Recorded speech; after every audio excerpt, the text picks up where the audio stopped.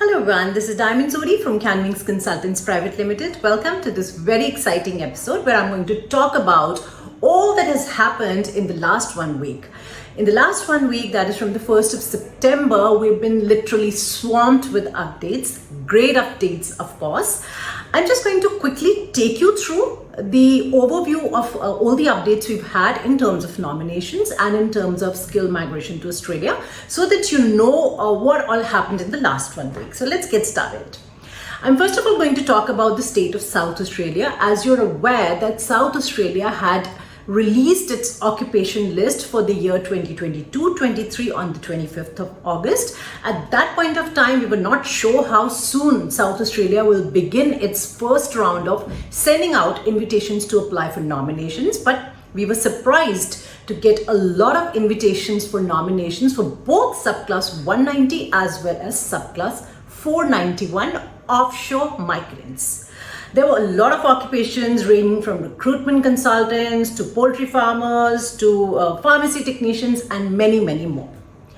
South Australia had categorically picked up applicants which probably were even sitting as low as 65 points. So it was not that South Australia focused on picking up those with high points. Many of our clients who had received invitations to apply for nominations were only sitting at 65 points, had probably just 6 bands in each section in the IELTS test and had work experience less than 3 years, which means they were claiming no points for work experience in their EOM. Following this update, a very interesting breakthrough was announced. We have been hearing for a long time that there has been a proposal with the DHA to increase the quota, planning level quota for the year 2022-23. The current, or let's say the previous quota was set at 165,000 intakes, which is the usual intake every year.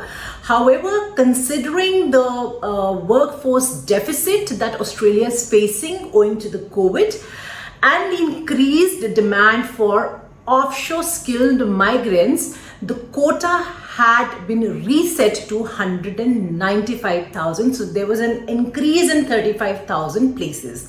The proposal, of course, was put up for 40,000 increase in numbers, but they approved for 35,000, which is again, I think, really huge and really good. So that probably goes on to even underline the fact that Australia is very seriously looking into the manpower deficit and probably getting offshore migrants into Australia through the skilled migration program and through nominations is key to fulfilling the vacancies that Australia is probably facing at this point of time.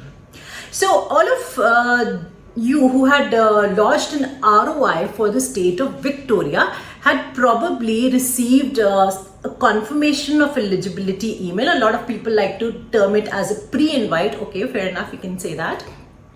So when Victoria conducted its first round, it had also sent out emails to a lot of applicants. I would say probably hundreds and thousands of applicants belonging to varied occupations, from engineering technologists to private tutors to marketing specialists and so on, saying that you are eligible for a Victorian nomination, but we will be inviting you in the subsequent round.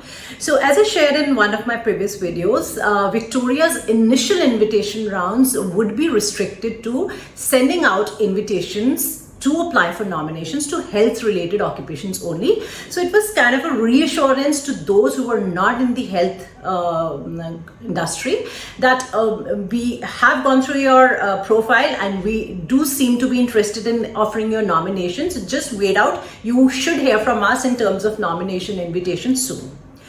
However, on the 6th of September, we began receiving invitations for nominations for health related occupations. So there were some paramedic professions who were invited on 6th of September to put up their application for a nomination with the state of Victoria. And in subsequent round, those of you who've got a confirmation eligibility but do not know when would you get an invitation to apply for a visa, just hold tight. I think in subsequent rounds, you should be heading from Victoria in terms of getting an invitation.